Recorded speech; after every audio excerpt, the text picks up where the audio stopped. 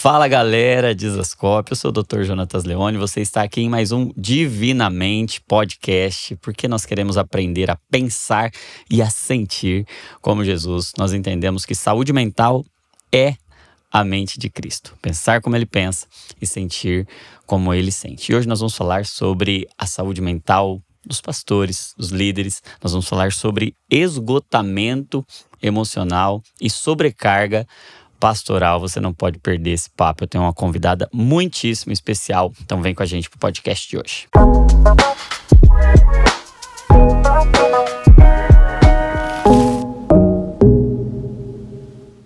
Minha querida amiga, pastora Luciana Mello. Que alegria ter você aqui, viu? Para mim é uma honra, uma alegria muito grande. Divinamente faz parte, né, de todo o processo que eu passei. Você faz parte de todo o processo que a gente vai falar no decorrer aqui da nossa conversa.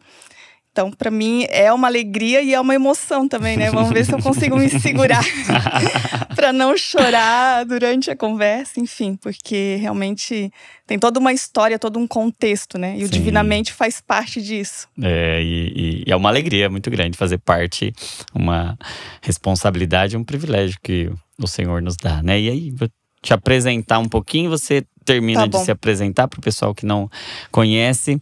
Luciana Mello é mãe, é esposa, mãe, é pastora, é educadora emocional, tem contribuído já na formação de homens e mulheres de Deus, tem a formação Vida Plena, que é uma formação para educação e edificação emocional, e tem uma jornada e lidou com uma jornada de esgotamento emocional, e a gente vai falar bastante sobre isso, mas antes da gente falar, e essa jornada está aqui no livro Jesus Não Chamou Você Para Isso, que eu tive o privilégio de escrever o prefácio, uma honra. Muito lindo o prefácio, muito grande, e depois a gente vai falar mais sobre isso, mas fala mais um pouquinho sobre Luciana Mello, para todo mundo conhecer. Então, como você já falou, meu nome é Luciana, eu sou casada com o Tiago, que ele é pastor, né? O pastor Tiago. Sou mãe do Mateus, que você conhece também, e acabou conhecendo por um processo de esgotamento também, o mesmo processo pelo qual eu passei. Mãe da Thaís e a mãe do Arthur, que tem 10 anos, né? Sou avó da Lisa, que linda. Fez um aninho agora, sexta-feira, né, recentemente. E, de fato, assim, profissionalmente eu sou bancária, já há 20 anos trabalho numa instituição financeira, mas, paralelamente, estou atuando aí também, criando conteúdos, cursos, tudo baseado, assim, na questão da saúde mental, da inteligência emocional. Eu criei, idealizei o projeto Formando Vida Plena, né, que tem o objetivo de ajudar cristãos a terem uma espiritualidade emocionalmente saudável, que ela é um pouquinho mais profunda do que a inteligência emocional em si, né? E também sou escritora, né? Recentemente lancei o livro aí que você acabou de falar, que é a minha grande paixão é a escrita, sempre foi desde pequena, né? E hoje eu entendo, assim, que aquilo que Deus já coloca lá desde a nossa infância, algumas coisas que lá na vida adulta a gente vai entender. E a gente também vai falar sobre isso, as questões lá da infância. Mas acho que é isso, basicamente é isso. Então, sou mãe, sou avó, sou esposa, sou pastora, e hoje tanto eu quanto meu esposo estamos num período um pouco sabático aí, em função também do esgotamento, e a gente vai também falar sobre isso, mas resumindo é isso. Legal. E como é que foi o encontro com Jesus? Eu tive um encontro com o Senhor lá na adolescência, eu tinha uns 15, 16 anos, e nesse período eu tive uma pequena passagem pela igreja, assim. Eu fui por conta de uma amiga que tinha ido, mas eu não tive uma revelação de quem realmente Jesus era. E eu fiquei pouco tempo na igreja, acho que eu fiquei no máximo 1 ano. E eu fiquei 10 anos sem ir na igreja, né? E quando eu retornei, aí estou desde então, faz uns 20 anos, então por aí já dá para saber mais ou menos a minha idade também, né? Mas, então faz uns 20 anos e faz 10 anos que nós estamos nessa caminhada pastoral, que fomos ordenados pastores, né? Tanto eu quanto o meu marido. Sim, então 20 anos de evangelho realmente, de fato, isso. E aí 10 anos de ministério pastoral. Isso, pastoral 10 anos. Legal, legal. E como é que foi o chamado para o ministério pastoral? Bom, o meu esposo, ele já era pastor antes de nós casarmos, né? Então foi algo que aconteceu naturalmente, né? Inevitavelmente, eu também acabei sendo ordenada pastora para estar junto com ele no ministério, auxiliando, né? Eu entendo assim como complementando o chamado dele, né? Caminhando ao lado dele. Então, o chamado veio primeiro para ele e eu acabei sendo realmente auxiliadora, né? E colaborando aí no chamado dele e no ministério dele. Sim. E ele exerceu de fato, assim, integralmente, né, o ministério pastoral, e eu não, assim, de fato, né, sempre trabalhei no banco, em outras funções, e exercendo ali o ministério extra, né, além do meu trabalho de dia a dia. Sim. E a gente se conheceu até dentro desse contexto, né, do processo de esgotamento. Sim. E eu até escrevi no prefácio do seu livro que hoje eu me considero um crentologista, um médico de pastores, sim, até, né, um pastorologista.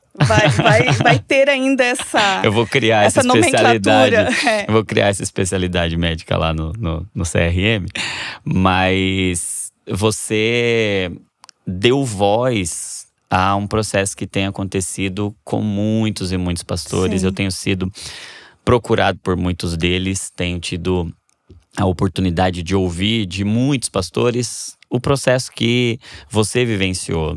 É algo que é mais comum do que a gente imagina, por mais que seja mais silencioso do que a gente imagina. E quando a gente vai ouvir de fato esse processo, geralmente grandes prejuízos já aconteceram. A gente deixa para falar disso muito tardiamente, né? É um diagnóstico tardio, não é um diagnóstico precoce. E aqueles que falam, né? Porque ainda tem muitos que estão sofrendo e que ainda não falaram, né? Então a gente vê assim, é como você falou, é um clamor mesmo, sim, é uma dor que está muito latente, assim, da parte de pastores, liderança e até irmãos na fé que não estão hoje exercendo nem ministério, não são líderes, mas também estão sofrendo e muitas vezes de forma silenciosa, porque sim, ainda existe muito preconceito com relação, né, aos transtornos emocionais.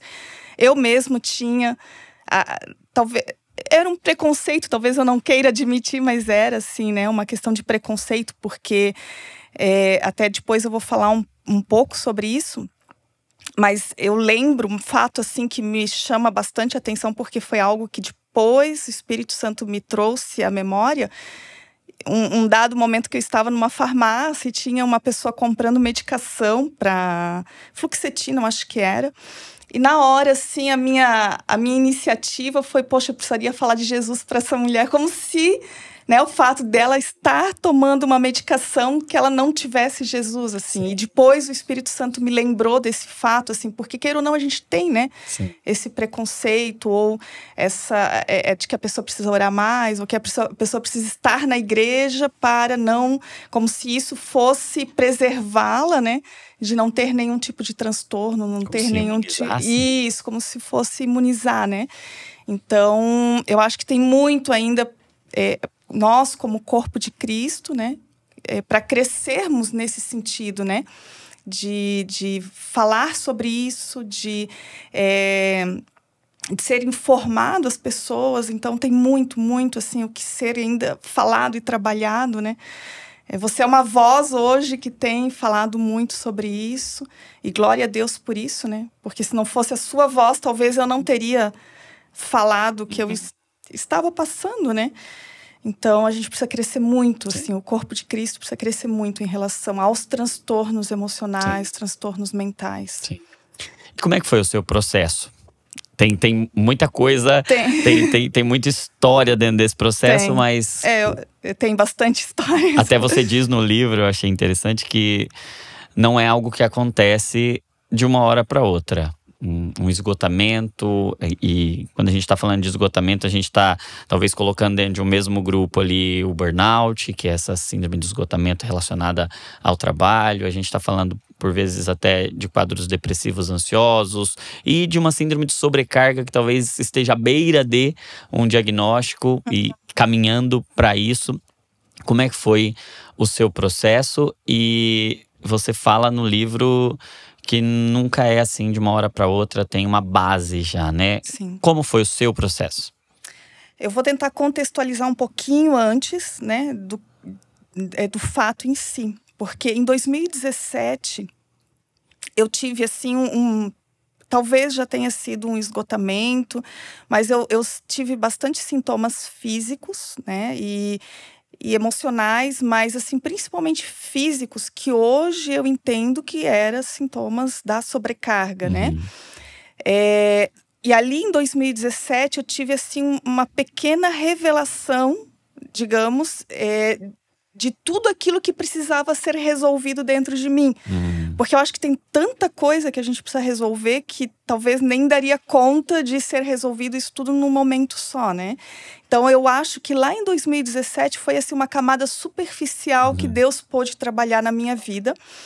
E eu entendi algumas questões, né, de que realmente eu estava num estresse muito alto, de que eu estava fazendo muitas coisas por questões emocionais, eu tinha dificuldade de dizer não, eu queria ser valorizada, eu queria ser reconhecida, né?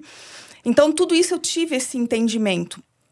Lá em 2017, eu tive acesso ao livro Espiritualidade Emocionalmente Saudável, né? Peter Scazzero. Isso. E ali, tudo que eu li, realmente assim, me trouxe esse entendimento dessas questões, das motivações por trás dos nossos comportamentos.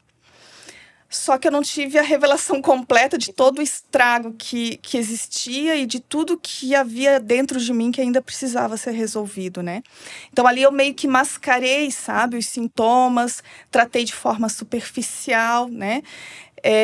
E ali eu entendi da parte de Deus que eu tinha esse chamado de falar a respeito disso. Só que não estava tudo resolvido dentro de mim. Ficou muita coisa assim… Mas te sensibilizou para isso, o tema. Ali foi o início, né? Foi o start inicial.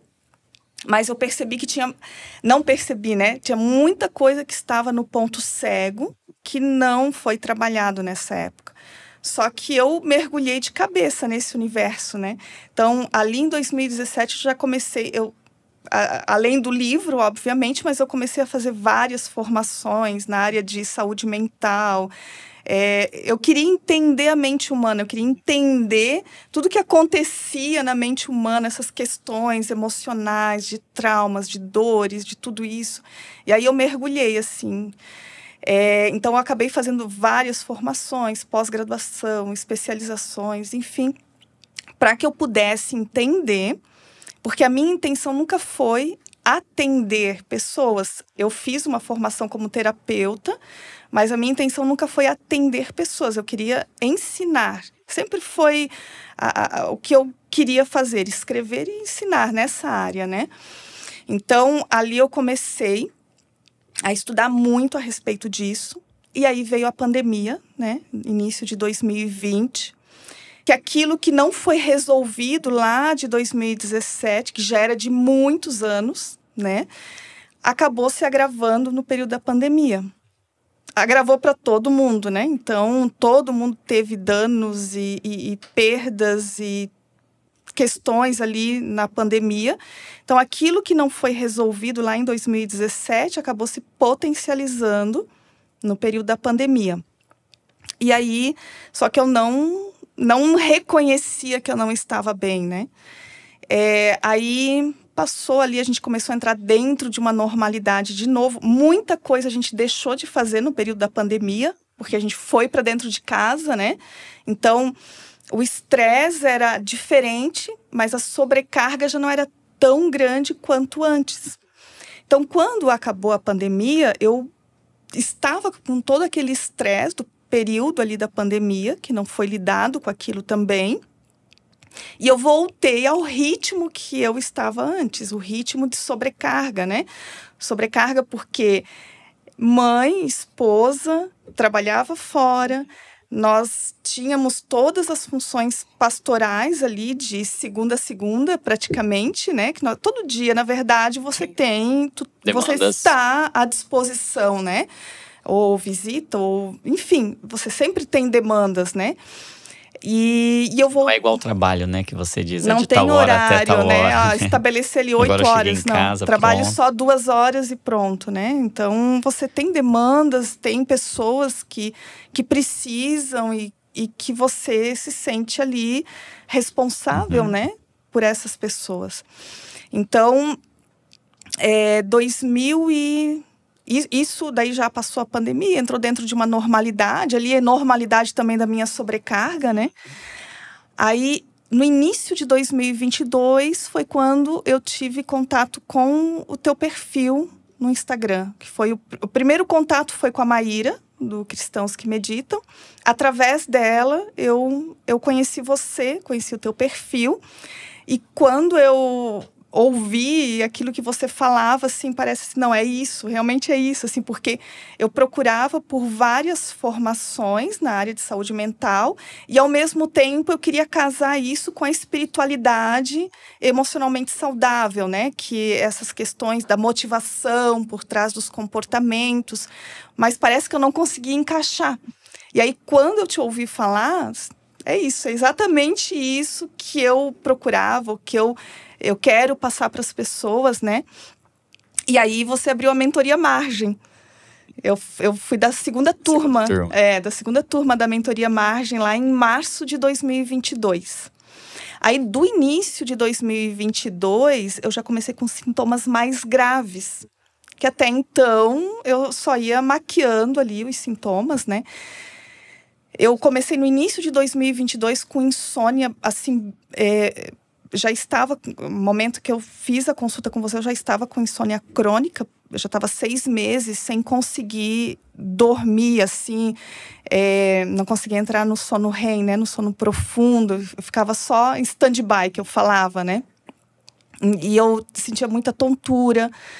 Chegou um ponto que eu não podia mais dirigir, porque eu estava com receio, né, que eu pudesse ter um desmaio, alguma coisa, porque eu tinha a sensação de desmaio. Eu conversava com uma pessoa, eu conversava, sei lá, 5 minutos e daqui a pouco a mente já fugia, assim, eu não conseguia me concentrar, eu não conseguia ter concentração, assim, por muito tempo em alguma coisa.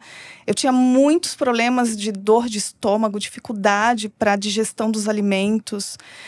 Assim, enfim, vários sintomas físicos, muita dor muscular, bruxismo, várias coisas, só que eu não casava tudo isso. Eu não, talvez, né, como estava no ponto cego, ou talvez eu não queria admitir, mas eu não casava todos esses sintomas. Então, ali, quando eu comecei a mentoria Margem, foi bem no período que eu comecei a marcar com vários médicos de especialidades diferentes. Porque ou eu achava que eu precisava de alguma vitamina, estava com alguma deficiência de vitamina, alguma coisa que precisava ser resolvida e tal. Aí eu tinha muita irritação no ouvido, foi otorrino, foi o primeiro que deu o diagnóstico. Eu tinha muita irritação no ouvido, assim, era desesperador, sabe? E aí foi o otorrino que foi o primeiro médico. Não, aonde você está com a inflamação, que é no ouvido médio, isso aí é estresse, você está num nível de estresse muito alto. Mas, enfim, né, não falei nada e eu não me dava conta, não queria admitir, né. Aí fui no gastro, fui em outras especialidades. Aí eu fui numa outra médica, eu não lembro qual era a especialidade dela. E aí ela me pediu vários exames, ela viu os meus exames, ela perguntou tudo o que estava acontecendo. Disse, não, você está num processo depressivo ansioso. A hora que ela falou aquilo, assim, levantou uma barreira para mim, assim, com ela, sabe? Porque internamente, aí eu vi, assim, o quanto de orgulho, assim, que a gente tem. O orgulho evangélico, né? Você pensa que tá falando com quem? Eu sou pastora. Vontade de falar. Como se fosse uma ofensa. Eu sou pastora, eu entendo tudo de inteligência emocional, né? Claro que eu não falei, mas a vontade era, né? Dentro, assim, aquilo mexeu tanto comigo, assim, eu não acreditava, sabe? Aí foi quando ela me deu esse diagnóstico, daí eu já estava fazendo a mentoria. Antes da mentoria, você fez aquela semana lá a respeito da compressão, né? Falando da sobrecarga. Eu não assisti, porque eu já estava decidida que eu queria entrar para a mentoria e eu não conseguia, porque todos os dias a gente saía de noite, não tinha como eu assistir. Eu fiz a inscrição da mentoria, fiz a mentoria, eu estava fazendo a mentoria já há alguns meses, aí eu fui assistir a semana ali que você falou a respeito da sobrecarga. Aí quando você começou a falar dos sintomas, das questões da sobrecarga, aquilo começou a me dar assim um receio, assim, meu Deus, eu acho que eu não estou bem, por questões mesmo de sobrecarga, mas eu tinha ainda esperança de que não era isso, que era alguma outra coisa, né? Aí eu marquei a consulta com você. A gente fica torcendo até para ter alguma coisa. Para ter algum... Para achar um diagnóstico assim, que não fosse isso. Eu falava para minha família, para Thaís, principalmente a minha filha, que ela é formada em nutrição, né? Eu falava assim, olha ali os exames, deve ter alguma coisa. Ou eu queria que tivesse um diagnóstico, era mais fácil, sim, né? Ah, você tá com uma doença tal, vamos tratar. Mas não questão de transtorno emocional. Isso, para mim, não estava cogitando essa possibilidade. Aí, eu marquei a consulta com você. Faz 2 anos esse mês. Foi final de junho. Foi final de junho de 2022. E eu fui, assim, eu acho que até branda, assim, quando a gente conversou a primeira vez, na questão dos sintomas, sabe? Uhum. Eu tentei passar, assim, de uma forma bem superficial, para ver se tinha um diagnóstico assim melhor da questão. E aí eu lembro que durante a consulta não, depois assim que a gente já tinha terminado de conversar e tal, daí você me perguntou, mas tu tens algum problema em tomar medicação? Naquela hora assim eu travei assim, sabe? Internamente assim, passou 1 milhão de coisas assim, mas medicação assim. Aí na hora eu falei, não, tranquilo, se eu precisar tomar, né? Eu vou tomar. Aí você passou a medicação ali, parece que começou a cair a ficha, assim, de que realmente, né? Eu tinha desenvolvido ansiedade, transtorno de ansiedade por conta da sobrecarga, né? Eu tinha danificado tanto essa estrutura do meu cérebro tanto que fazia 6 meses que eu não conseguia dormir, porque a minha mente, ela estava sempre em alerta, né? Sempre, eu estava como se eu estivesse sempre em perigo, porque eu estava vivendo num estresse, num nível de sobrecarga tão grande, que eu estava sempre ali com esse sistema da ansiedade acionado, né? Porque eu estava sempre, o meu cérebro entendia que eu estava sempre em perigo, sempre tendo alguma coisa ali que precisava resolver, e aquilo acabou danificando essa estrutura do meu cérebro. O que levou ao transtorno, ao esgotamento. Eu estava assim... Hoje, faz 2 anos que eu comecei a medicação. Hoje eu vejo o quanto que eu estava doente. Hoje eu tenho mais percepção do quanto eu estava doente, mais do que quando eu fiz a consulta com você. Porque eu estava tão imersa nessa sobrecarga, nessa loucura assim que a gente vivia, sabe? Eu digo a gente porque era um contexto familiar, né? Tanto que o Matheus, meu filho, também passou por isso. Então, foi assim um misto assim de sentimentos, aquele momento assim da consulta, porque ali eu vi que Deus começou um processo na minha vida, não só de tratamento pela questão física ou emocional, né? Mas por questões assim da minha alma que estavam ali, né, há muito tempo, né, dentro de mim e que precisavam ser resolvidas, sabe? Tudo que eu estudei durante desde 2017, a minha intenção e tudo que eu estudei sempre foi para ensinar para as pessoas. Mas eu não conseguia enxergar aquilo como sendo para mim. É interessante como a gente fica assim, no ponto cego mesmo. Eu acho assim, a gente não consegue ter essa clareza, né? De que a gente também precisa. E eu acho que isso talvez do ministério pastoral, né? A gente sempre faz pensando outro. no outro e poucas vezes em nós, né? Eu ia comentar, realmente isso, eu acho que é muito a questão, talvez por isso que o pastor sofre tanto, porque a gente é condicionado a isso, coloca o teu problema no teu bolso e vamos cuidar do problema do outro, né? Então, nós somos condicionados a olhar para o outro, mas se a gente não se cuida, assim, aí fica difícil, né? Ter um ministério de mais tempo, ter um ministério mais longo que você possa ajudar mais pessoas, né?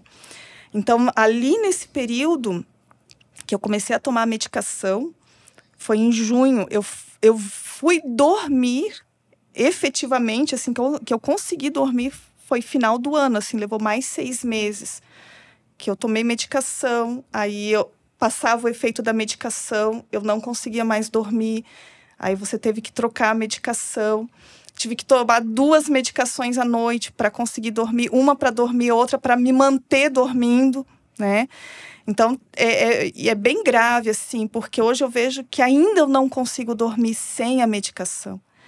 Então, eu lembro que você falava que enquanto eu não conseguir dormir, é sinal de que ainda esse mecanismo da ansiedade, ele está ali acionado, né?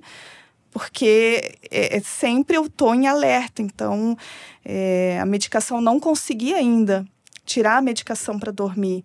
Eu ainda estou o tempo todo, eu preciso ainda me policiar o tempo todo, eu preciso cuidar quando eu saio da rotina, né? Tudo que sai da rotina, assim, eu percebo, sabe, que as minhas emoções ficam alteradas, eu preciso ter um pouquinho mais, assim, de estar mais no aqui e no agora, né? Assim, aí a Maíra ajuda muito, né, nessa questão, mas eu vejo, assim, o quanto que eu estava danificada por dentro, né? Não só fisicamente, mas emocionalmente falando, e questões, assim, lá da minha infância, né? E aí a gente entra aqui na questão do livro, porque esse livro, eu já tinha o projeto de escrever o livro.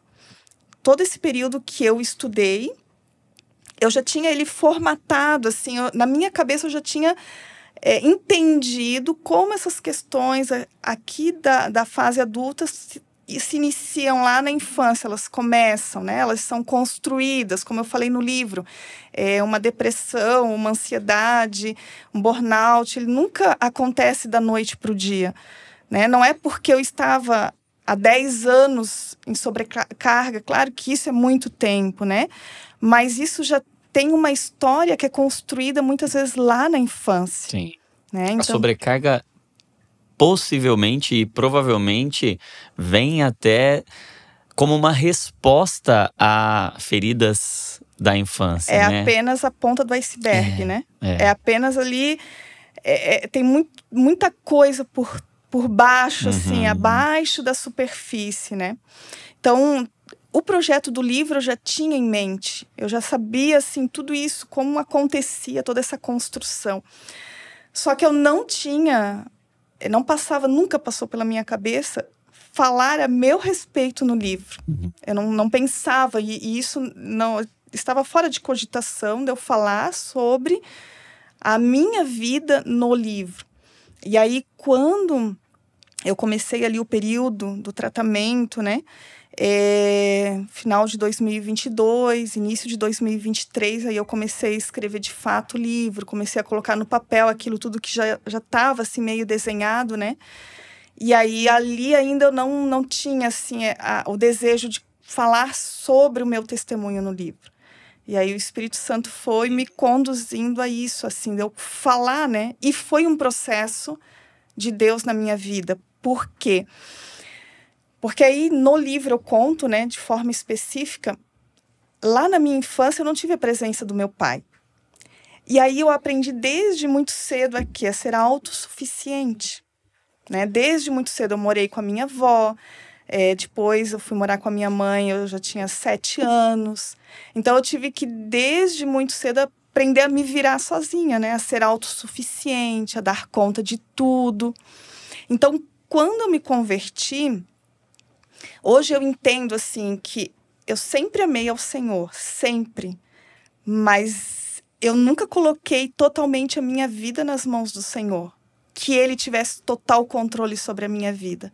Porque hoje eu entendo que, de forma inconsciente, como eu não tive a experiência de um pai que viesse a cuidar de mim, eu não tinha essa percepção com Deus.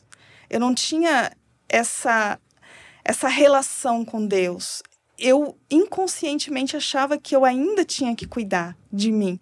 Apesar de estar casada, apesar de meu marido cuidar de mim, apesar de tudo isso, eu achava que eu tinha a responsabilidade de ter o controle da minha vida, das coisas que aconteciam, das outras pessoas.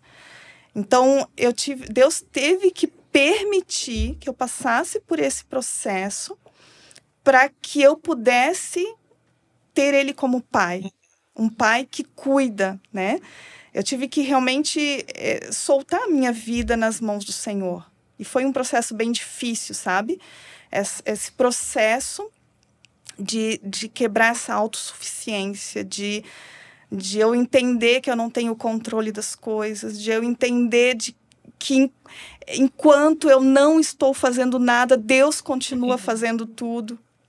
Então, eu tinha muito essa percepção que eu tinha que dar conta de tudo. Então, era muita coisa misturada, né? Ao mesmo tempo, era a dificuldade de dizer não, a necessidade de agradar as pessoas, a necessidade de ser valorizada e a percepção de que eu tinha que dar conta de tudo. Era como se fosse algo que gritava assim dentro de mim mesmo. Eu preciso dar conta de tudo, eu preciso fazer tudo. Eu preciso fazer isso e aquilo, e todas as demandas que apareciam, né? Era como se fosse realmente uma responsabilidade, Sim. sabe? Sim. E aí você tá num contexto cristão, onde o servir, né, é o nosso... Jesus, ele veio para servir, nos ensinou a servir, né? Mas muitas vezes a gente mistura as nossas dores e os nossos traumas com aquilo que é a nossa missão e o nosso propósito, assim, a gente acaba misturando muito as nossas dores, né? Então, você está num contexto cristão, acaba fomentando, acaba te proporcionando um espaço ainda para você se sentir mais valorizada, ser mais reconhecida e poder ajudar mais pessoas e dar conta de mais coisas, porque tem muita demanda no reino, né? Tem muita coisa para ser feita. Então, tudo isso virou, assim, um caos na minha vida, assim, um caos, assim, uma bola de neve, né? E, como eu falei, hoje eu vejo o quanto eu estava doente. Sim. O quanto eu estava distante de um estado saudável. Sim. E sabe o que eu acho interessante? Depois lembra aí onde você parou. Uhum. Para eu não interromper a sequência. Mas eu acho interessante você colocar isso, porque talvez uma grande parte de irmãos e irmãs que estão nos assistindo agora esteja passando por um processo parecido com o que você 2 anos atrás estava enfrentando, e agora com você falando, tá caindo a ficha e dizendo, eu sinto coisas parecidas, mas até juntar, até conectar uma coisa com a outra, é um processo realmente, para nós cristãos é um processo talvez mais lento ainda, porque a gente espiritualiza muito as nossas fragilidades, a gente tem um pouco mais de dificuldade até de chegar nesse lugar, mas você trouxe algo que para mim faz muito sentido, porque quando a gente chega no diagnóstico, também é comum a gente culpar o serviço pastoral, culpar a vocação pastoral. E eu gosto do livro do Paul Tripp, né, Vocação Perigosa. Ele diz que realmente o ministério pastoral é uma vocação perigosa. E há uma cultura estabelecida que é emocionalmente insalubre. E que se essa cultura emocionalmente insalubre, em que muitos e muitos pastores estão funcionando em um piloto automático dentro delas, e que é um sistema que funciona e que extrai, e que por vezes maltrata muito os trabalhadores de Jesus, da obra de Jesus, mas existem questões que já estavam lá dentro de nós e que a vocação pastoral, o ministério pastoral, não causou a doença, o transtorno, o sofrimento, mas aquela mistura da sobrecarga, do ativismo, de um sistema com as minhas dores feridas, com a minha infância, com crenças, e você fala bastante sobre isso no livro, e eu acho muito interessante essa visão de que não é que começou de uma hora para outra, por exemplo, lá em 2017, teve um primeiro momento, então foi algo que aconteceu ali em 2016 para 2017, talvez até alguma coisa ali, sempre é multifatorial, talvez alguma coisa tenha afetado, acionou lá um botãozinho, abriu alguma portinha, mas o fato é que sempre tem vulnerabilidades, fragilidades que estão escondidas, estão nas nossas raízes, estão nos nossos fundamentos. E aí você fala bastante no livro, eu acho muito interessante, acho que a gente podia até aprofundar ainda mais. Você fala de feridas da infância e diz que aquele período ali de 0 a 7 anos é um período muito definitivo e que a infância não é uma fase da vida que passa. Ela caminha com a gente, né? Ela é como se fosse um chão por onde a gente anda a vida toda, ou como um terreno onde a gente constrói a nossa casa. Então a gente pode até reformar a casa, mas o terreno continua ali, né? O fundamento continua. Então a gente carrega essa infância com a gente. E é uma fase em que você até cita no livro também, que é onde a gente tem menos recurso para lidar com as dores emocionais. E a gente absorve tudo. E nesse processo de absorção, a gente acaba absorvendo muita coisa que não é verdade. Que é mentira. Que são crenças que a gente acredita, mas que não são verdade, né? Fala um pouco sobre isso, sobre esses dois fundamentos, a infância e as crenças, que são os dois primeiros capítulos ali do livro, né? Até... Antes, deixa eu mostrar direito aqui o livro pro pessoal, porque eu acho que eu mencionei, falei, mas não mostrei ele assim de frente, né? Jesus não chamou você para isso, abandone a sobrecarga e tenha a vida plena. Fala um pouco sobre esses dois pilares e fundamentos. Bom, eu vou falar até um pouquinho diferente, né? Até cito isso no livro também, mas eu digo assim que sempre existe não é espiritual, mas sempre existe um contexto espiritual por trás, né? Porque o inimigo da nossa alma, ele tem o maior interesse em gerar danos em nós, na nossa fase da infância. Toda a nossa construção emocional, os pilares que vão sustentar a nossa vida no futuro, são construídos até os 7 anos de idade, né? A nossa personalidade, as nossas crenças, as principais crenças, aquilo que a gente acredita a respeito da vida, né? Tudo isso é formado em nós, fica registrado nas nossas memórias emocionais até os 7 anos. E mesmo que a gente não tenha percepção, mesmo que a gente não tenha clareza a respeito disso… Tem a consciência disso. A gente não tem consciência, mas isso está armazenado e influencia diretamente os nossos comportamentos na fase adulta. Sempre os nossos comportamentos, eles estão refletindo algo que já foi construído dentro de nós. Porque nós sempre reagimos a algo, né? Se acontece hoje algo comigo, se eu tenho uma discussão com alguém, se acontece algo que me deixa triste, não é só o fato em si, mas está acionando memórias lá da infância, dores, mesmo que a gente não tenha percepção. E muitas vezes a gente reage com as outras pessoas, não pelo fato em si, mas pela dor que está cravada em nós lá da infância, né? Então, a gente não pode fingir que nada, né, que tudo que aconteceu não nos influencia mais. A gente não pode achar que isso não faz mais parte da nossa vida. Principalmente quando a gente acaba passando por esse processo de conversão, muitas vezes a gente acaba negligenciando a nossa infância. A gente negligencia aquilo que aconteceu conosco, né? Porque nós entendemos que agora nós temos uma nova vida em Cristo. E muitas vezes a gente segue a nossa vida sem olhar para trás. Mas a gente precisa, em algum momento, olhar para a nossa história e tentar entender aquilo que nos aconteceu, o quanto isso está influenciando a nossa vida hoje. Porque se hoje nós temos algum tipo de transtorno, não só transtorno emocional em si, né? Mas um transtorno que eu digo, algo que está gerando algum incômodo, sofrimento, problema de relacionamento, problema, enfim, né? De qualquer ordem. A gente pode olhar para o fato em si, mas a gente precisa dar uma olhada também lá para a nossa história de vida, para ver se a gente não está reagindo a algo que aconteceu conosco lá na infância, né?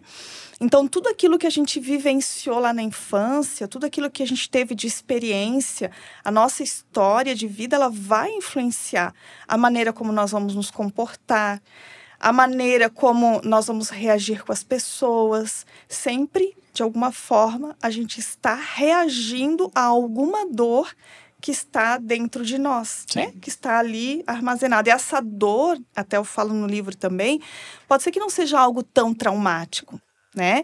Eu falei aqui, eu não tive a presença do meu pai, mas eu não tinha tanta essa percepção lá na minha infância de ser algo tão traumático, né? Mas era uma dor, foi uma dor, né?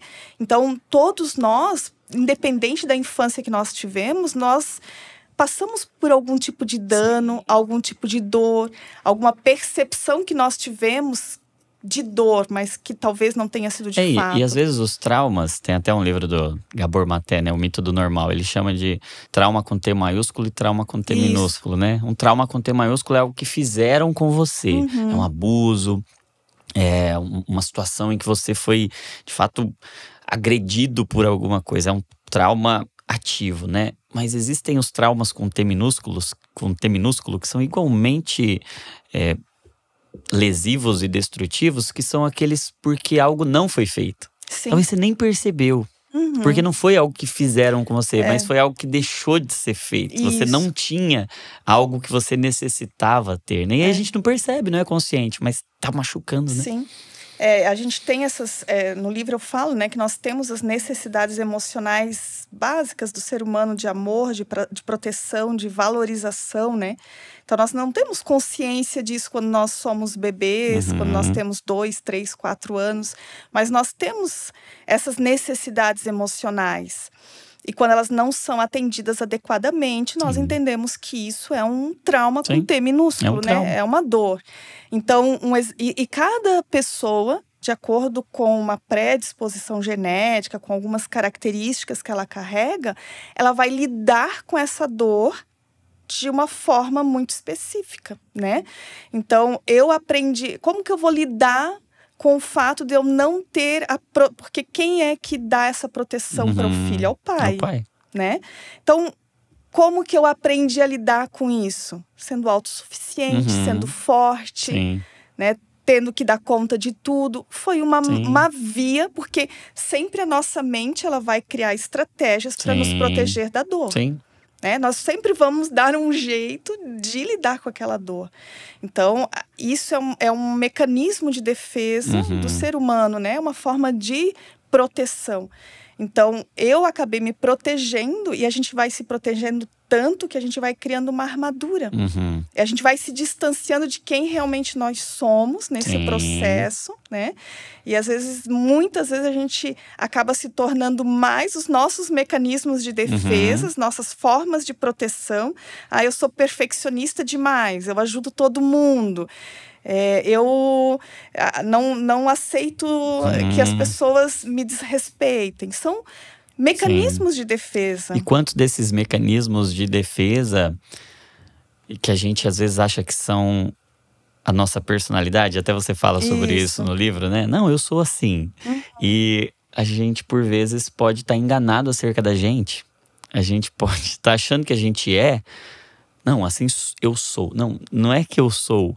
Uma ferida pode estar gerando em mim um comportamento que é uma resposta, um mecanismo de defesa a essa ferida, e eu me convenço sinceramente, e eu estou, por vezes, sinceramente enganado acerca de mim mesmo. É uma questão, assim, muito forte, por exemplo, né? Eu citei ali agora do perfeccionista, a pessoa que é muito perfeccionista. Sim.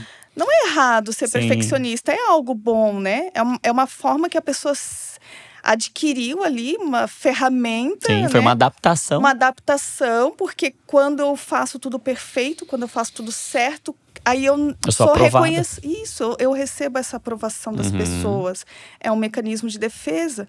Mas a gente passa tanto tempo, tantos anos ali preso, fixado nesse mecanismo de defesa, que a gente acaba esquecendo quem nós somos, né? E a gente acaba achando que nós somos o mecanismo de defesa e não somos… Que é a nossa identidade. E por vezes a gente, assim, até é algo bom o entregar algo de excelência, mas como ele tá… É como você até cita no livro também, as folhas de figueira que a gente começa a utilizar para cobrir as nossas dores, a nossa vergonha. Então eu tenho medo de ser rejeitado, eu tenho medo de não ser aceito.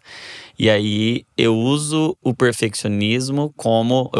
Eu me adapto a esse medo de ser rejeitado a partir…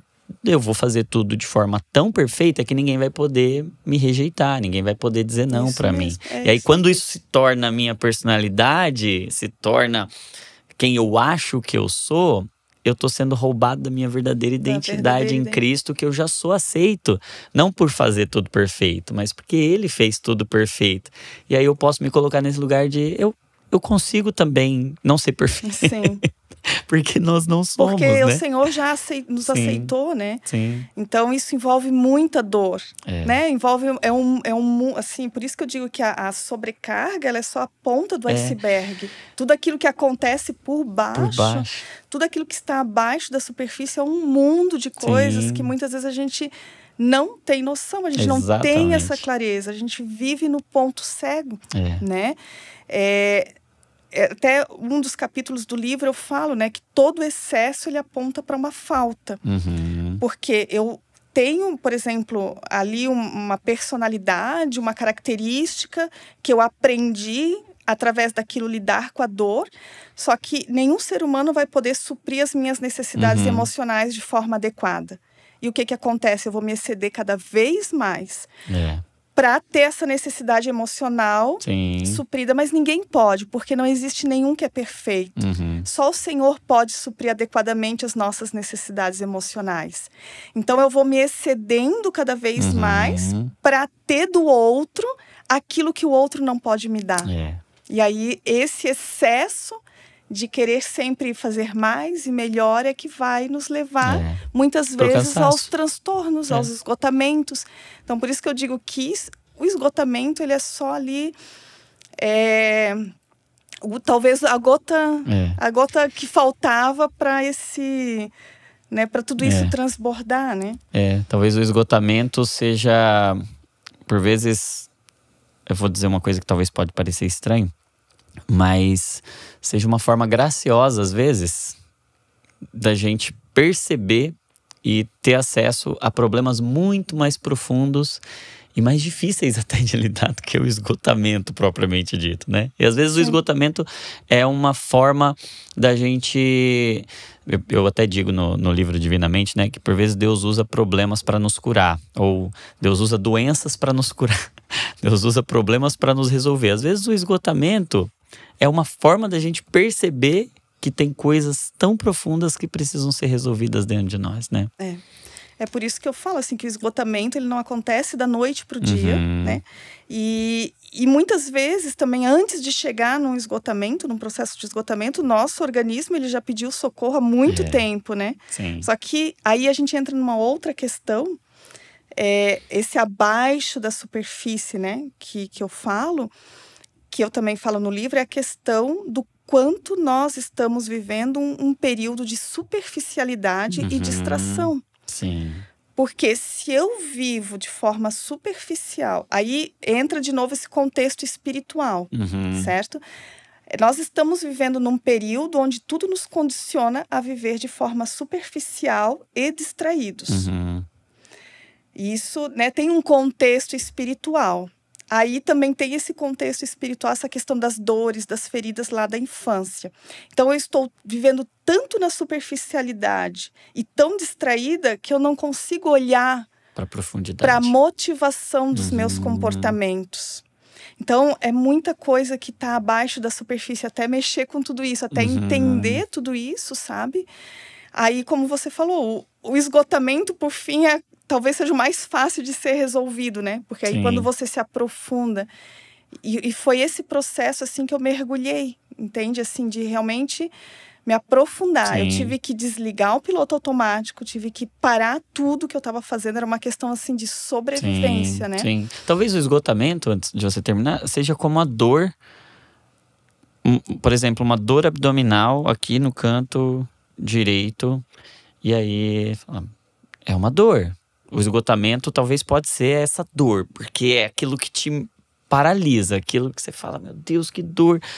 Mas aquela dor, na realidade, ela tá te ajudando, ela tá te avisando que tem um apêndice lá que tá supurado, inflamado, infeccionado, mas você não conseguia ver ele. Então a dor te ajuda a perceber, e por vezes é isso, né? Lá na profundidade tinham raízes feridas, tinham apêndices, tinham coisas tão viscerais como o intestino, que estava inflamado já há bastante tempo e que agora chegou ao ponto daquela dor te ajudar e te parar e falar, pera, agora você precisa ir tratar isso, você precisa achar lá na profundidade onde é que tá inflamado, né? E aí eu tive que desligar o piloto automático e tive que parar. Efetivamente parar tudo que eu estava fazendo, não 100%, né? Porque eu continuei, eu não parei, por exemplo, no banco, eu continuei ali. Mas aí a gente entra ali na questão do período sabático, né? Efetivamente eu tive que parar tudo, porque tudo começou a se tornar um gatilho, né? Porque eu realmente estava vivendo um ativismo religioso. Eu falo isso porque eu estava fazendo coisas das quais o Senhor não havia pedido para eu fazer. Eu estava fazendo por questões da minha alma, né? Por questões emocionais minhas. Me adaptando a essas feridas profundas. Então, isso para mim é viver um ativismo religioso. É quando você faz muito para Deus, mas coisas das quais o Senhor nunca nos pediu para fazer. Então, eu fazia muita coisa. Estava envolvida em muitas coisas.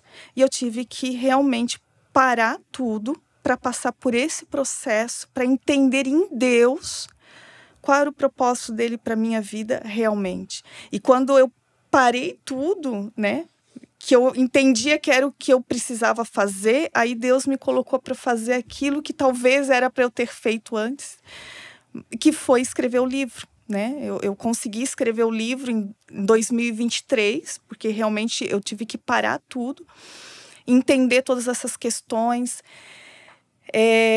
entender toda essa questão da autossuficiência e também entender que aí depois que eu concluí o livro, né, que existem outras questões que nos levam também, que estão abaixo aqui da superfície, que nos levam também a essa sobrecarga, a esse ativismo, que é uma questão cultural, né, é uma questão estrutural dentro do contexto de igreja, né? Infelizmente, assim, em muitos contextos, existe uma questão cultural, uma questão estrutural e uma questão de uma má teologia, talvez uma teologia distorcida. Por que eu falo isso? Porque, historicamente, nós aprendemos que nós não precisamos descansar agora, nós vamos descansar no céu. Você não precisa cuidar dos teus problemas, Deus cuida dos teus, você precisa cuidar do problema dos outros. São uma teologia distorcida, né? São questões que é bonito, são questões louváveis, são questões que talvez soam até, de fato, parecem válidas, muito cristãs, mas que Deus nunca nos falou isso, né? Nós precisamos cuidar de nós para que a gente possa cuidar dos outros. E aí a gente começa, porque você aprende isso e passa para os outros, isso já vem de muitos anos, e a gente vive uma vida fragmentada.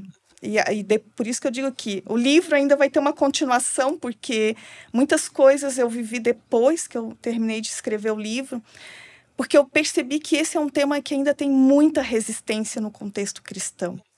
Porque, por exemplo, foi falado para mim dentro de contexto cristão, por parte de lideranças, que eu estava trabalhando contra a igreja, que o que eu estava falando as pessoas poderiam usar para não trabalhar mais na igreja.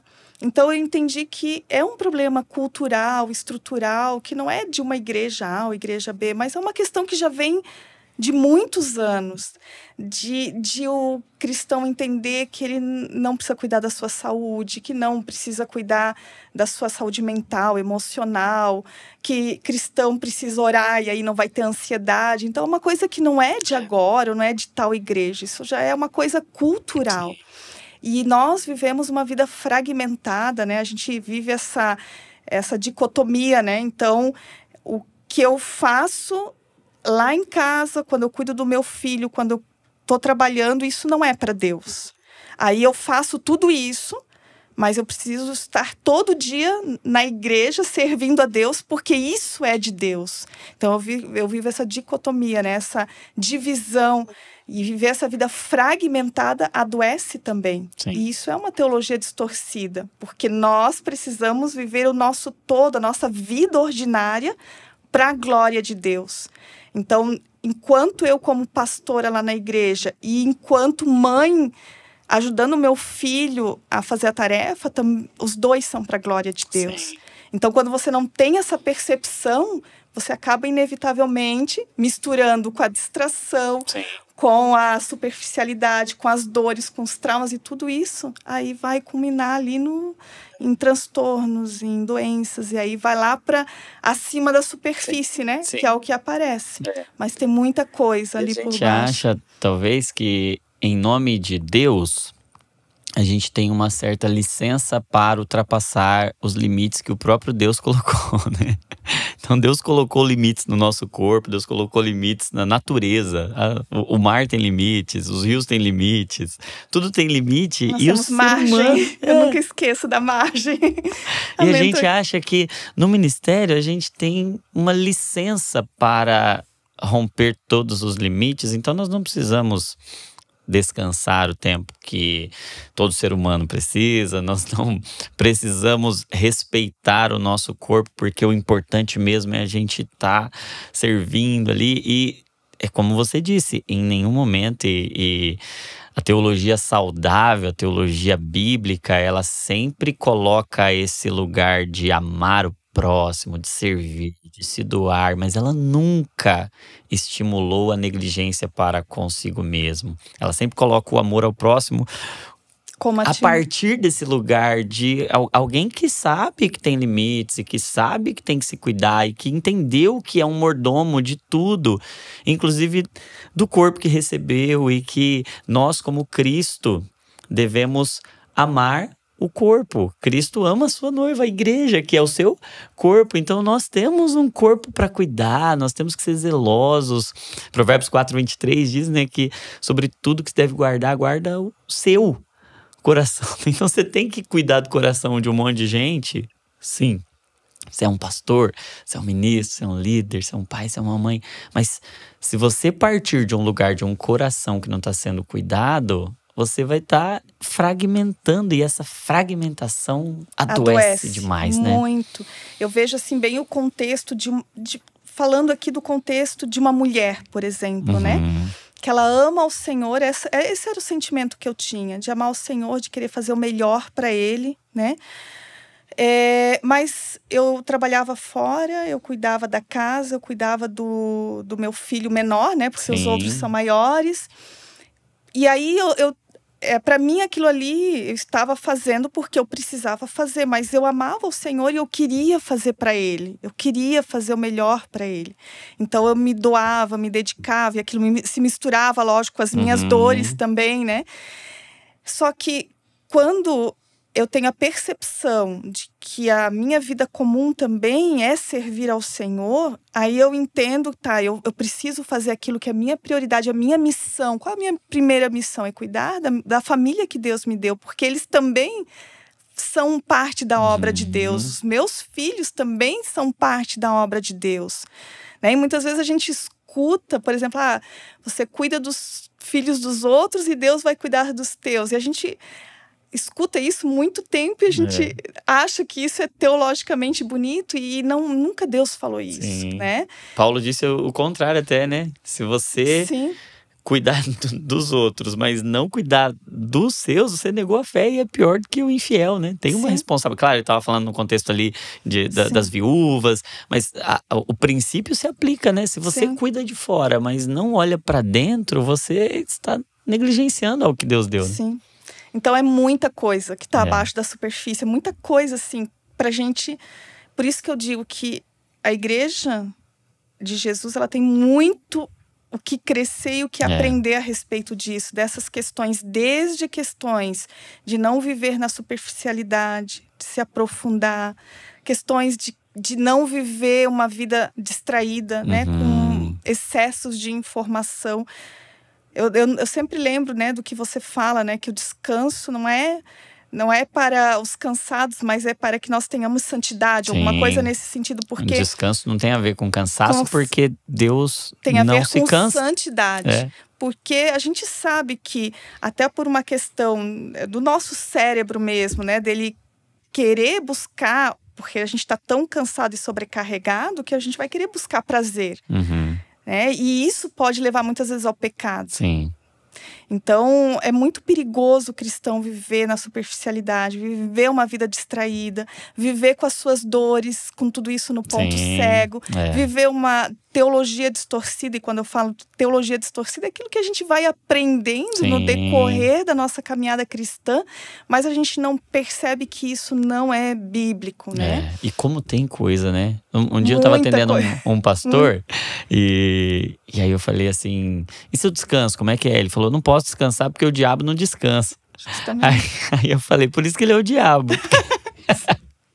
Porque quem não descansa fica encapetado mesmo. Quem não descansa… É bem isso. É como Esaú, né? Que tá tão sobrecarregado, exausto, que aí ele negocia a primogenitura. E a gente tem essa necessidade do descanso, porque Deus santificou o descanso mesmo. E o descanso é parte da natureza de Deus, né? E é muito interessante porque tem uma questão até de confiança, né? Porque a coisa mais difícil que tem é quando a gente está dormindo ou quando a gente está descansando, principalmente dormindo, né? Que você fica na situação mais vulnerável ali do ser humano enquanto está dormindo. Você está totalmente vulnerável, você não tem controle de nada. Mas Deus continua trabalhando por nós nesses períodos, né, de enquanto dormimos. Ele não dorme pra gente poder dormir, né? Pra gente poder dormir. Eu dormia 5 horas por noite, né, porque eu tinha toda a rotina de casa, trabalhava fora e chegava em casa até organizar as coisas de casa e ia dormir 11h30, meia-noite. Só que eu queria ter a minha vida ali de devocional, então eu não abria mão de acordar todo dia 4h45, 5 horas da manhã. Então, eu me cobrava também, né, para ter esse devocional todo dia antes de ir para o trabalho. Então, imagina, durante muitos anos, dormindo 5 horas por noite, chega uma hora que o organismo vai pedir socorro, né? E isso entra também nessa questão espiritual, de você não confiar totalmente no Senhor, né? De durma mais, porque o Senhor está fazendo enquanto você dorme. Né? Tem muita questão. Por isso que eu digo que o livro, ele vai precisar de um livro 2. Vai precisar de continuação. Que bom! Porque é um livro tão gostoso de ler. É um livro tão profundo na sua análise do esgotamento, de sair da superfície e entrar em um entendimento muito mais profundo e interno do coração mesmo, porque é do coração que procedem todas as coisas, né? E eu acho interessante. E uma coisa que você, enquanto estava falando, me ocorreu é que, olha como as coisas se conectam, né? O pai, ele é responsável também, na cabeça da criança, por atribuir os limites, né? Na cabeça da criança, o pai é aquele que coloca limites, né? Deus, quando falou com Adão, ele falou, ó, você é o responsável por guardar os limites aqui desse lugar. Então, o pai carrega isso. E quando você não tem essa percepção de limites claros que a falta do pai geraria, é muito mais fácil você negociar os limites, né? Porque você não tem esse fundamento claro. E aí é muito fácil a gente se tornar hiperprodutivo, a gente se tornar alguém que ultrapassa e vai além e faz tudo muito, muito, muito, porque falta. E aí isso vai impactar também no descanso, porque o descanso é o limite. Ó, tem coisa para fazer ainda? Tem, mas chegou o limite. É a hora de parar, pausar e falar, tá bom o que foi feito até aqui, está bom, né? E aí eu queria que você, talvez muita gente tá ouvindo agora e tá caindo a ficha assim, né? E você até fala no livro, você propõe um caminho. Eu queria que você desse alguns conselhos para alguém que talvez está olhando hoje, tá falando assim, ixi, eu acho que tá acontecendo comigo esse processo, né?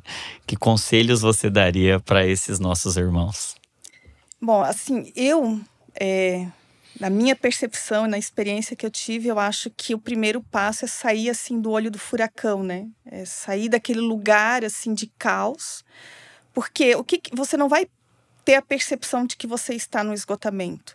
Você vai ter a percepção dos sintomas ali. Eu tô com muita dor muscular, eu tô com muita dor de estômago. O organismo ali tá gritando, muitas dores de cabeça. Muito cansaço mental, não consigo, né? Tem alguns sintomas físicos, assim como eu sentia, porque o organismo tá ali pedindo socorro, né? Então, você vai ter a primeira percepção desses sintomas, que é o primeiro passo ali para você entender que tá caminhando para um processo de esgotamento ou um processo de outro transtorno emocional, né? Então, eu acredito que o primeiro passo realmente é sair desse lugar de caos, né? Tentar obviamente, pedir ajuda, porque você, quando está no olho do furacão, você não consegue ter uma percepção do lugar que você está, né? Então, desligar o piloto automático e sair desse lugar, né? Tentar procurar uma ajuda próxima ali para pelo menos poder compartilhar, e talvez nesse primeiro momento, alguém que tenha um olhar diferente, né? Um olhar de fora, e procurar ajuda profissional para isso, né? Reconhecer a humanidade, reconhecer que nós somos humanos, que nós temos fragilidades, reconhecer a humanidade. Então, o primeiro momento é tentar resolver essas questões físicas, que é o mais urgente, né? Porque vai precisar. Tudo isso culminou por conta de uma história lá da infância, todo um processo que você viveu. Mas aqui já teve o estrago. Então, precisa lidar com o estrago aqui também da fase adulta. E aí, não entrar mais, né, nesse meio do furacão, né? Dali desse processo de cuidar dos estragos físicos, entrar por um processo também de autoconhecimento. Eu falo assim que se fala muito do autoconhecimento como sendo algo que vai te engrandecer, né? Você precisa se conhecer para ver o quão bom você é, né? Eu falo no livro que a minha história não é uma história de sucesso, é uma história de fracasso, né? Porque eu tive que lidar com o meu fracasso e não com o meu sucesso. O autoconhecimento, eu acho que com uma visão bíblica, é aquele que te mostra o quão miserável você é e o quão dependente você é do Senhor. Então, você precisa entrar nesse caminho de autoconhecimento, de tentar entender por que você faz o que faz. Por que você vive tanto no excesso? Por que você diz sim para todo mundo? Qual é a motivação por trás? Ali já é uma pontinha, né? Daquilo que vai te levar para um lugar muito mais profundo, né? Até lá Quem tiver a oportunidade de ver o meu perfil lá no Instagram, ali no link da bio tem ali um e-book gratuito, que é o e-book Saindo do Olho do Furacão, que eu ali dou alguns conselhos parecidos com esse, né? Para a pessoa sair desse lugar, né? De pelo menos poder respirar, calma, vamos parar tudo aqui. Eu preciso procurar ajuda médica, eu preciso de uma orientação em relação a isso, eu preciso me conhecer, né, procurar talvez um processo psicoterapêutico para realmente entender tudo que está ali dentro, entender as motivações por trás dos comportamentos, tentar fazer os ajustes do estilo de vida. É imprescindível, né? O estilo de vida, porque se você está em sobrecarga, você não vai ter tempo para fazer atividade física, você não vai ter tempo para se alimentar de forma adequada, toda a sua vida vai estar bagunçada. Isso é de praxe. Se você está vivendo no excesso, provavelmente toda a sua rotina e seu estilo de vida vai ser uma bagunça que vai conciliar, vai ali contribuir para tudo isso, né? Então, basicamente, eu acho que o primeiro lugar é desligar o piloto automático, sim, sair desse lugar, tentar fazer os ajustes principais e depois embarcar, sim, nessa jornada aí de autoconhecimento, né? Para não voltar, sim, a ter novos episódios, né? Você está andando a altíssima velocidade num caminho, por vezes, não vou dizer 100% das vezes, mas talvez até no caminho certo, mas às vezes na velocidade errada e às vezes no caminho errado também, porque podemos estar fazendo coisas que Jesus não pediu para fazer. E eu até creio assim, né, que quando na parábola dos talentos o Senhor diz que Ele deu a cada um de acordo com a capacidade, então o que Deus nos deu não nos sobrecarrega. Se está nos sobrecarregando, é porque estamos fazendo algo além do que o Senhor nos deu, né? Então, não é o que Deus deu que sobrecarrega. É o que a gente vai dizendo sim, porque a gente tem uma ferida por vezes lá e a gente acaba pegando algumas bagagens que a gente não precisava pegar, né? A gente meio, como eu falo ali no livro também, quando a gente está num contexto cristão, tu se sente meio que na obrigação de servir todo mundo, de fazer tudo. Parece que tem que dizer sim pra tudo, porque é pra Deus, né? E aí você tá tomando lugar de talvez de outro, que era pra outra pessoa estar fazendo aquilo. Sim. E você tá tomando muitas vezes até o lugar como se fosse Deus, né? Esses dias eu tava lendo aquele texto que Jesus diz assim: a seara é grande, mas poucos são os trabalhadores. É o contexto que muitos de nós estamos vivendo na igreja, né? Muito trabalho, pouca gente pra fazer. Aí o que a gente faz? Vamos fazer o trabalho de 2, vamos fazer o trabalho de 3, vamos fazer o trabalho de 4, porque a seara é grande, então, e são poucos os trabalhadores. Então, cada trabalhador faz o trabalho por 5. Jesus não disse isso. Jesus disse assim: roguem ao Pai, para que Ele mande mais trabalhadores. Então, Jesus nunca estimulou a sobrecarga. Ele nunca falou que você tem que fazer porque tem trabalho. Tem trabalho, sim, mas tem a quantidade de trabalhadores. Não é para os poucos trabalhadores fazerem todo o trabalho. É para os poucos trabalhadores orarem ao Pai, para que Ele mande os outros trabalhadores para aquela obra, né? Tem algo que você falou, eu acho que foi até naquela semana ali que você falou a respeito da sobrecarga. Eu não sei se eu vou lembrar, não vou me recordar bem o nome dele, mas aquele avivalista, o Robert McCheyne, que ele disse que Deus me deu um cavalo e uma mensagem. Ele morreu com 29 anos, né? 29 anos. Deus me deu um cavalo e uma mensagem. Eu matei o cavalo, que ele estava falando a respeito do seu próprio corpo, e eu não tenho mais como levar a mensagem. Então, muitas vezes a gente acaba diminuindo até o nosso período de ministério, de servir ao Senhor, porque a gente quer fazer muita coisa e a gente vai ter pouco tempo. E a gente precisa entender isso como uma visão de longo prazo, né? Sim. De ter um olhar de longo prazo. Quero servir ao Senhor se Ele permitir até aos 100 anos. Mas como que eu vou chegar, né, lá, vivendo um estilo de vida que provavelmente vai encurtar muito o meu tempo, né? Exatamente. E isso é muito sério. Porque aí volto a falar, tem todo um contexto espiritual por trás.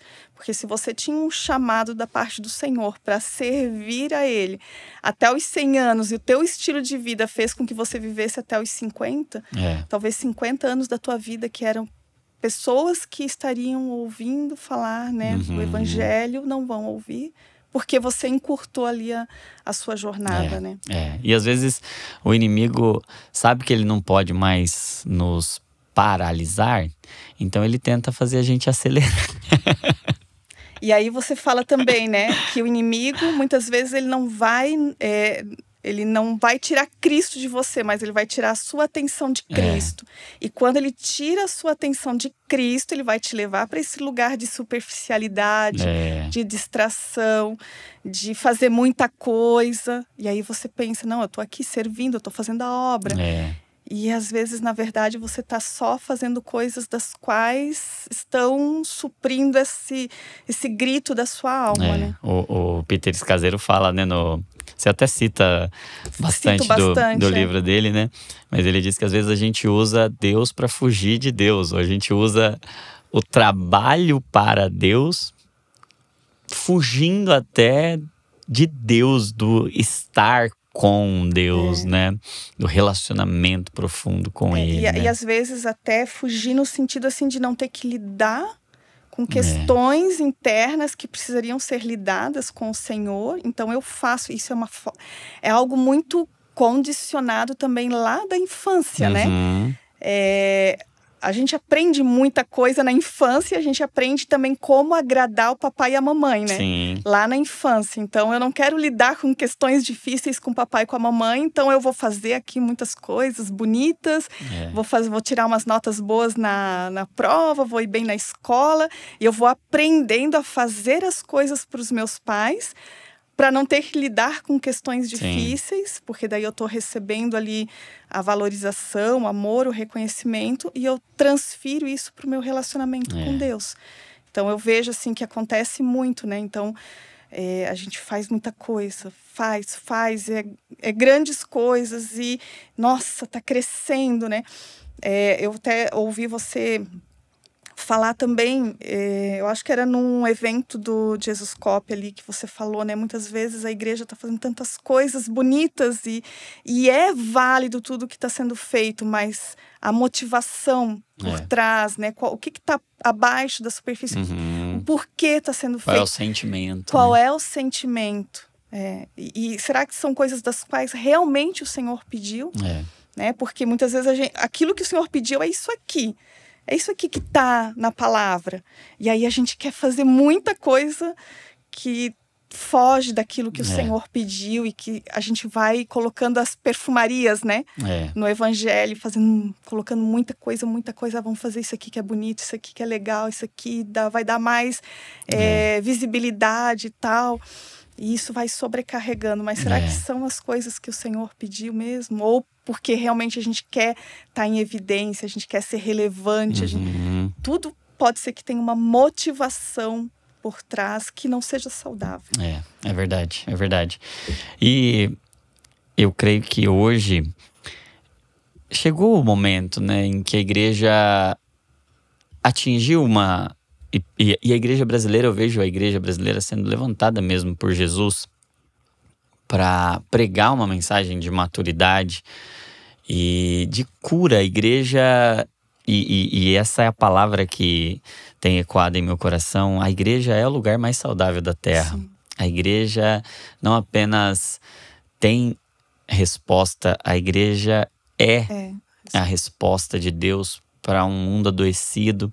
E Deus está levantando pessoas, e eu vejo essa missão em você, eu vejo esse chamado de Deus para você. Tenho o privilégio de participar desse processo também, mas eu vejo Deus gerando autoridade em irmãos, irmãs que amam a igreja, para pregar uma mensagem de restauração, de saúde, de vida, para que quando olharem para a igreja vejam o brilho e a noiva de Cristo sem ruga, sem mancha, sem mácula. Essa noiva que não está sobrecarregada, mas ela está aguardando com ânimo, com disposição, tem azeite ainda, ela não está caindo aos pedaços de tão cansada que está.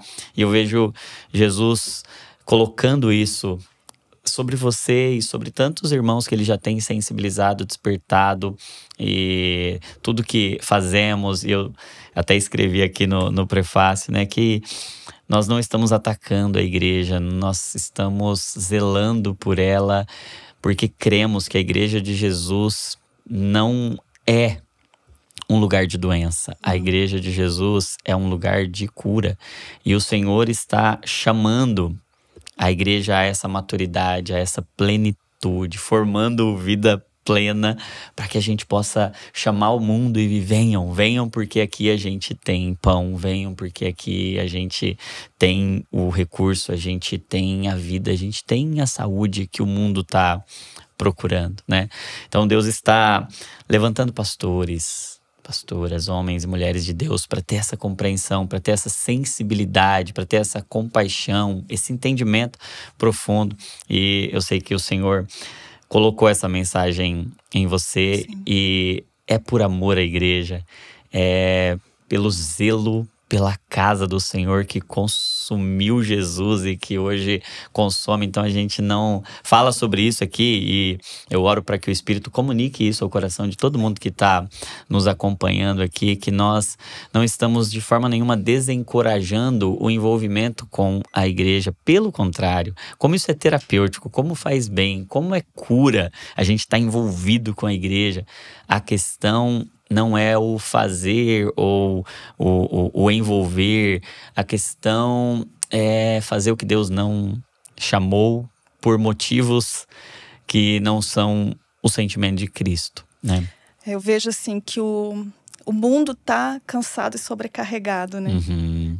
E ele precisa olhar para a igreja e olhar para a igreja como se ele tivesse mesmo vendo Jesus falando assim: vinde a mim, vós que estáis cansados e sobrecarregados. Então eu não posso levar essa cultura que a gente tem hoje no mundo, no sistema do mundo, de alta performance, de uma alta entrega, de uma sobrecarga, de viver uma vida, uma loucura assim, né? De querer dar conta de tudo, de se eu sou capaz, eu posso. E a gente levar esse contexto para dentro da igreja, muitas vezes, e as pessoas que estão cansadas e sobrecarregadas e esgotadas, elas muitas vezes não terem esse refrigério no lugar onde elas devem ter, né? Então, aí eu citei antes, né, quando foi falado, porque você está trabalhando contra a igreja. E aí aquilo me feriu muito. Aí quando eu li o prefácio que você fez, que ali você colocou, né, que a pastora Luciana é alguém que ama a igreja, eu chorei muito com aquilo, assim, porque eu vi que foi resposta de Deus. Porque o Senhor sabe o quanto eu amo a igreja, o quanto eu sou apaixonada pela igreja de Cristo.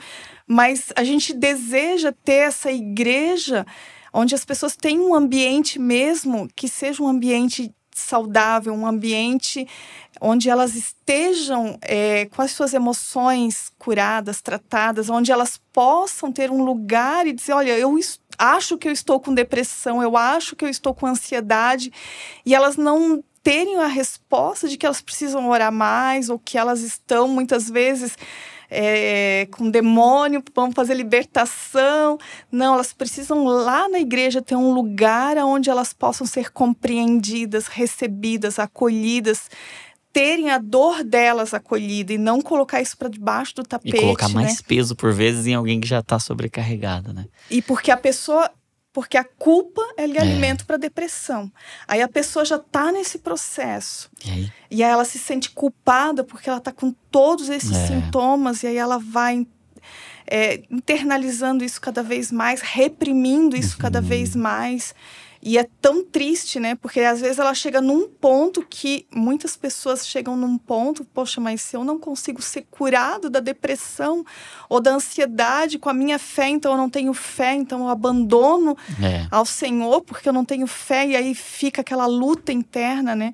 Isso é muito sofrido. A gente vê assim, quando a gente fala sobre esse assunto e a gente vê as pessoas muitas vezes falando, a gente vê que é uma dor que é muito latente, assim. E está muito presente, né, na igreja como um todo. E é um socorro, né? Sim. É um socorro que a igreja está pedindo.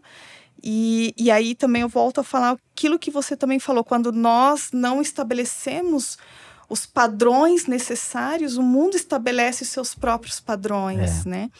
Então, a gente precisa falar, assim, de saúde emocional, saúde mental, de descanso, de vida na sua totalidade, na vida ordinária. Sim. Tudo isso precisa ser falado, isso faz parte da vida cristã. Sem dúvida, sem dúvida. E dentro desse entendimento, com esse zelo que nós estamos falando, como é importante sair desse piloto automático, olhar de forma aprofundada, olhar de forma profunda. E aí eu indico para você o livro da pastora Luciana, Jesus não chamou você para isso, abandone a sobrecarga e tenha a vida plena. Indico também o Salmo Terapia para você ter esse olhar profundo, sair das camadas superficiais, começar a olhar para as escrituras com esse olhar profundo, como quem está escrevendo um salmo acerca da própria vida, que tem coragem de olhar de forma profunda e não apenas ter conhecimento para pregar, né? Para ensinar, mas se abrir realmente para esses processos, como é importante isso que você disse, né? E eu queria que você orasse, eu queria que você proclamasse isso para a Igreja de Jesus, para os pastores, pastoras e irmãos líderes cristãos que estão nesse processo que você vivenciou. Que você orasse pela Igreja de Jesus por um tempo de refrigério, de cura, de descanso, uma renovação de mentalidade, para que de fato a Igreja viva essa realidade de que nós somos os proclamadores da vida de Jesus. Nós somos corpo de Cristo. Amém. Aqui na terra, né? Amém. Por favor. Vamos orar. Querido Deus, eu quero, Pai, clamar pela vida de cada irmão e cada irmã que está nos ouvindo, que está nos assistindo nesse momento, Pai. Aqueles que estão, Deus, muitas vezes sobrecarregados, Senhor, aqueles que estão muitas vezes num lugar de caos, Pai, e que não sabem muitas vezes o que fazer, como fazer para sair dessa situação. Deus, que tudo que eles ouviram ou assistiram, tudo isso entre no coração deles e que possa levá-los, ó Deus, a procurar ajuda, a abraçar a sua humanidade, a sua fragilidade, reconhecer que eles são totalmente dependentes do Senhor. Clamamos também, Senhor, por um novo tempo, Senhor, na tua igreja, no corpo de Cristo, Pai. Um tempo de cura, um tempo de viver, Senhor, os teus propósitos, os teus planos, aquilo que o Senhor tem preparado para a tua igreja, que possamos ser a resposta para o mundo, que possamos ser o lugar, Senhor Deus, onde as pessoas possam encontrar o descanso para a sua alma, Pai. Em nome de Jesus, que possamos ser aqueles, ó Deus, que proclamam a verdade do teu evangelho, Senhor, e que através disso eles possam ter em ti, Senhor, o descanso que somente o Senhor pode nos dar. Pai, em nome de Jesus, clamamos, ó Deus, também por esse ministério, pelo Divinamente, pelo Dr. Jonatas, Pai, que cada vez mais ele seja usado por ti, Senhor, que tudo aquilo que ele falar possa chegar a lugares, ó Deus, em vários cantos desse mundo, Pai, para que realmente, Senhor, tudo aquilo, essa mensagem que ele tem carregado, que o Divinamente tem carregado, possa realmente fazer a diferença, Senhor, no teu reino, Senhor. E tudo isso, Senhor, nós cremos que é para a tua glória, Senhor. Em nome de Jesus. Amém. Amém. Amém. Muito obrigado, Dr. Jonatas. Eu que te agradeço. Nós agradecemos, né, gente? Eu agradeço demais. Para mim é muito... Tem um significado muito grande estar aqui, né? Porque quando eu tive o primeiro contato contigo, assim, eu não estava nem conseguindo mais dirigir. Então, hoje eu saí lá do interior de Santa Catarina, né? Hoje não, ontem já, né? Lá do interior de Santa Catarina, vim até Campinas, de Campinas vim até aqui. Então, isso já é um grande milagre, né? Do lugar que eu estava para o lugar que eu estou hoje, assim. E eu creio que... E não apenas aqui em Bragança Paulista, hoje está alcançando tantas casas, tantos lugares ao redor do mundo. E eu creio que, assim, é um tempo, assim, que Deus... De Deus na minha vida, assim, desse processo todo. E eu quero, assim como Deus já colocou no meu coração, mas eu quero dar continuidade nisso, né? E de falar realmente... poder falar para as pessoas aquela mensagem que o Senhor colocou no meu coração, que é muito parecido com aquilo que você tem carregado também. E eu creio, assim, em um novo tempo, né, para a igreja, assim, esse novo tempo que as pessoas estão clamando, né, esse grito que tem dentro da igreja e que as pessoas estão clamando e que o Senhor não está indiferente a isso, né? Obrigado, viu? Muito obrigado. Ó, eu sei que tem assunto pra gente conversar em muitos outros, então já fica o convite para você voltar outras vezes pra gente continuar falando sobre isso e sobre o que vai os próximos livros. Sim. E eu tenho certeza que vem muito mais do Senhor para você Amém. e para a Igreja de Jesus. Pessoal que quer conhecer, siga lá. O seu Instagram tá como Luciana E. Melo. Aí tem lá o Formando Vida Plena, tem muito conteúdo lá acessível. Tem o e-book que você mencionou, tem o livro, a gente vai deixar aí o link na descrição.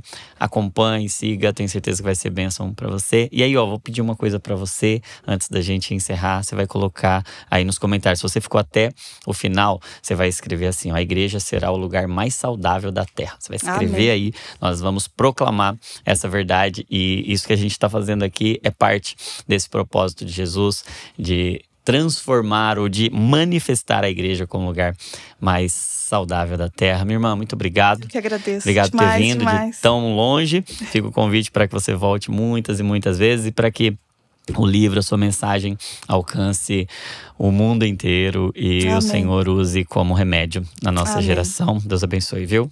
Obrigada.